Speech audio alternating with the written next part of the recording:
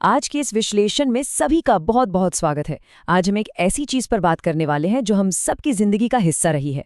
हम अक्सर देखते हैं कि कुछ स्टूडेंट्स क्लास में हमेशा टॉप करते हैं, तो लगता है ना कि इनके पास कोई जादुई शक्ति है। लेकिन आज हम विज्ञान और साइकोलॉजी की मदद से समझेंगे कि कैसे बिल्कुल एवरेज स्टूडेंट्स भी खुद को टॉप परफॉर्मर्स में बदल लेते हैं, बिना किसी शॉर्टकट के, बिल्कुल साइंटिफिक तरीकों से। तो चलिए सीधे इस चर्चा की शुरुआत करते हैं। सबसे बड़ा और आम सवाल यहीं आता है सामने, क्या एकेडमिक ब्रिलियंस सिर्फ एक जेनेटिक गिफ्ट है? क्या टॉप स्टूडेंट्स जन्म से ही नेचुरली इंटेलिजेंट पैदा होते हैं? अक्सर किसी टॉपर को देखकर लगता है कि इनकी तो बात ही अलग है, लेकिन सच मानिए आज ये सबसे बड़ा मिथक पूरी तरह से टूटने वाला है। तो आज का रोड मैप बिल्कुल क्लियर है। पहले हम बुद्धिमत्ता के मिथ को समझेंगे, फिर फोकस और डिस्ट्रैक्शन की जंग देखेंगे, उसके बाद न्यूरोप्लास्टिसिटी, सफलता की आदतें और आखिर में इन सफलता की जड़ों तक जाएंगे। ये एक पूरा लॉजिकल फॉर्मूला है। पहला पॉइंट है जन्मजात बुद्धिमत्ता का मिथक। मॉडर्न साइकोलॉजी इस बात को सिरे से नकारती है कि हाई अचीवर्स जन्म से ही टैलेंटेड होते हैं। दरअसल कई टॉपर्स शुरुआत में बहुत स्ट्रगल करते हैं, कम मार्क्स लाते हैं और फेल भी होते हैं। यानी बुद्धिमान लोग पैदा नहीं होते, वे बनते हैं।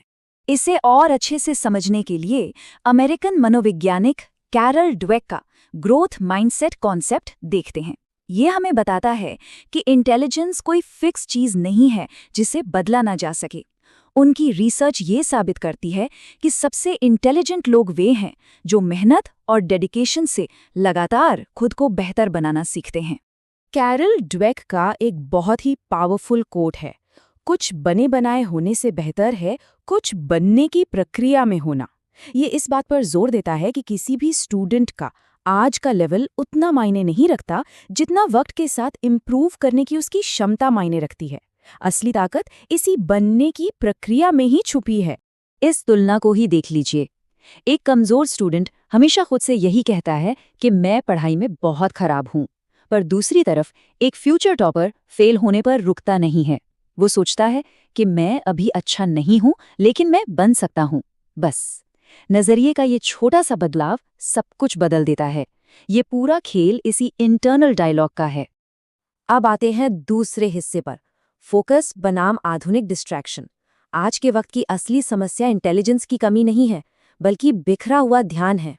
हमारा इंसानी दिमाग आजकल इंस्टेंट एंटरटेनमेंट का आदी बन चुका है। स्मार्टफोन्स हो, सोशल मीडिया की एंडलेस फीड्स हो, गेमिंग हो या फिर ओवरथिंकिंग, ये सारे डिस्ट्रैक्शंस दिमाग को इस कदर जकड़ लेते हैं कि जब पढ़ाई जैसा कोई डीप फोकस वाला काम करना पड़ता है तो वो बहुत ही बोरिंग और थका देने वाला लगता है। और ये सिर्फ हवाई बातें नहीं हैं, इसके पीछे बाकायदा साइंस है। न्यूरोसाइंटिस्ट डैनियल लेविटिन ने क्लियर किया है कि लगातार डिस्ट्रैक्शंस हमारी डीप थिंकिंग की क्षमता को फिजिकली कमजोर कर देते हैं। यही वजह है कि कई घंटे किताबों के सामने बैठने के बाद भी कुछ याद नहीं रहता, दिमाग गहराई में जाने के लिए तैयार ही नहीं होता। यहाँ सबसे ज़रूरी पॉइंट ये है कि टॉप स्टूडेंट्स ज़रूरी नहीं कि बहुत ज़्यादा घंटे पढ़ते हों। उनकी सफलता का राज इंटेंस फोकस है। 6 घंटे फ़ोन चेक करते हुए पढ़ने से कहीं बेहतर है सिर्फ 2 घंटे पूरे फोकस के साथ पढ़ना। ये साफ दिखाता है कि क्वालिटी यहाँ हमेशा क्वांटिटी पर भारी पड़ती है। एक और बहुत बड़ा अंतर है मोटिवेशन और अनुशासन के बीच का चुनाव। एवरेज अप्रोच यही होती है कि मोटिवेशन का इंतजार किया जाए, यानी पढ़ाई तभी होगी जब मूड होगा। पर मोटिवेशन तो आता जाता रहता है। टॉप परफॉर्मर्स इसके बजाय पूरी तरह से अनुशासन पर निर्भर करते हैं।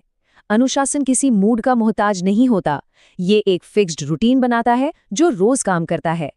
महान ग्रीक दार्शनिक अरस्तु ने क्या खूब कहा था, हम वही हैं जो हम बार बार करते हैं।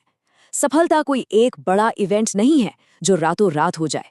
अगर रोजाना सिर्फ 1 घंटा कंटिन्यूसली पढ़ा जाए तो 1 साल बाद उसके रिजल्ट्स एग्जाम से 1 रात पहले रटने वाले रिजल्ट से 1000 गुना बेहतर होंगे। छोटी छोटी डेली हैबिट्स वक्त के साथ बहुत बड़ा असर डालती हैं। चलिए तीसरे पॉइंट पर चलते हैं, न्यूरोप्लास्टिसिटी और ब्रेन ट्रेनिंग।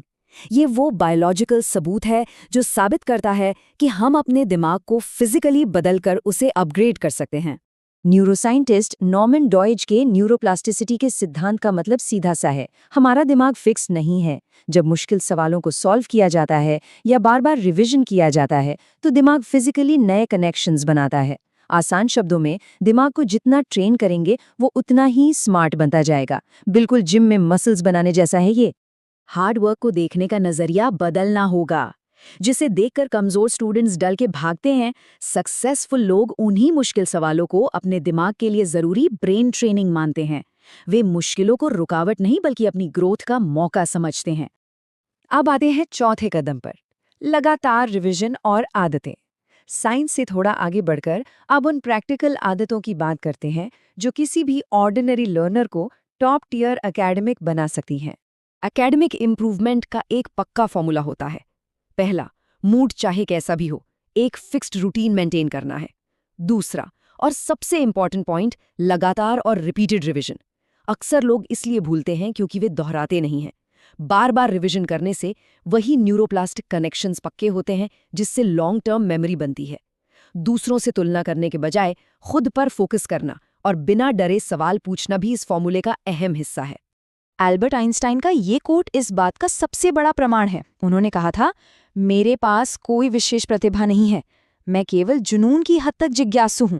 यानी सीखने की गहरी इच्छा और सवाल पूछने की आदत किसी भी जन्मजात टैलेंट से कहीं बड़ी ताकत है। और आखिर में पांचवा हिस्सा, सफलता की छिपी हुई जड़ें। टॉपर बनने का ये सफर सिर्फ किताबों तक सीमित नहीं है, ये एक मेंटल बैटल भी है। थकान से लड़ने की और शुरुआत में रिजल्ट्स ना मिलने पर भी डटे रहने की बैटल। कई बार लगता है कि मेहनत तो बहुत हो रही है, पर रिजल्ट्स कहाँ है? ऐसे में एक बीज के बारे में सोचिए। जब बीज जमीन के अंदर होता है तो बाहर से कोई ग्रोथ नहीं दिखती, लेकिन वो अंदर ही अंदर अपनी गहरी जड़ें बना रहा होता है। ठीक वैसे ही जब शुरुआत में मार्क्स नहीं बढ़ते, तब भी दिमाग न्यूरोप्लास्टिसिटी के जरिए अंदर से मजबूत हो रहा होता है, और वो ही जड़ें एक दिन सफलता का विशाल पेड़ बनती है। तो इस विश्लेषण को इस सवाल के साथ खत्म करते हैं, एक अल्टीमेट कमबैक स्टोरी कैसी दिखेगी? जीत हमेशा सबसे इंटेलिजेंट इंसान की नहीं होती, जीत उसकी होती है जो हार मानने से इनकार कर देता है। हर एक्सपर्ट कभी न कभी बिगिनर था। इंटेलिजेंस की शुरुआत जेनेटिक्स से नहीं, बल्कि एक मजबूत फैसले, लगातार रिवीजन और कभी हार ना मानने वाले एटीट्यूड से होती है।